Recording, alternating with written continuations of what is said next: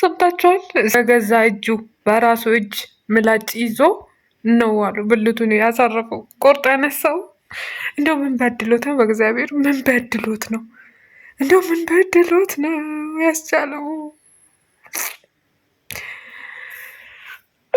ለማንኛውም የሆነ ተጣልቶ ነው በአክሲደንት ነው ምናምን ምናምን ሲባል ነበር እና በራሱ እጅ ነው አሉ። በራሱ እጅ ባይሆንማ ላይተርፈለቱላ ይችላል።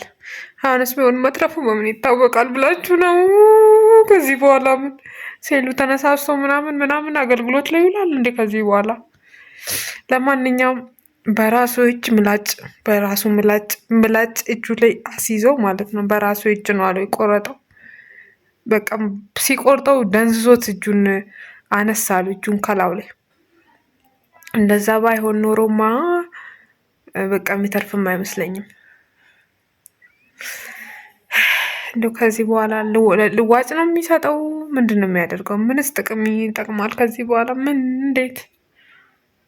እኔ ይህንን ዜና ስሰማ የእኔ ስሜት ራሱ ሞቷል። አይደለም እሱ ረ ድፍረት።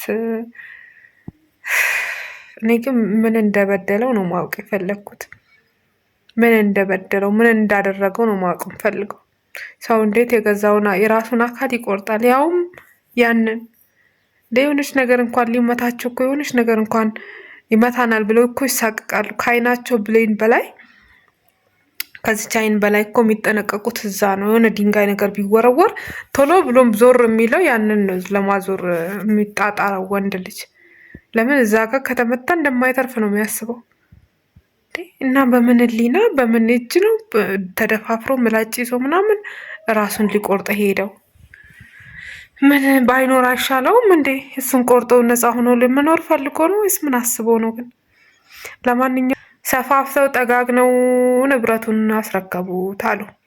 ከዚህ በኋላ ማግባት ይችላሉ ወይ? ማስወለድ ይችላሉ ወይ? ሴት ይዞ ማስደሰት ይችላሉ ወይ? እሱን እግዚአብሔር የሚያውቀው። ግን ሰፍተውለት መልሰውለታል አሉ። መሳሪያው ማለት ነው ሚሳኤሉን። እና ወንድ ልጅ ለምን እንደዚህ ቆርጦ በራሱ ላይ እንደወሰነ ብቻ አልገባኝም። ንብረቱን እንደዚህ በምላጭ ሸከክ አድርጎ ከላይ ለማንሳት አስቦ ነው። እንደው ጉድ እኮ ነው፣ ጉድ ከራስ ጋር መጣላት። አጅሬው በስተበሳይቶ ይሁን ምን እንዳጋጠመው ግን በግልጽ የሚታወቅ ነገር የለም። ብቻ በራሱ እጅ በምላጭ ነው አሉ ቆርጦ ያሳረፈው በምላጭ።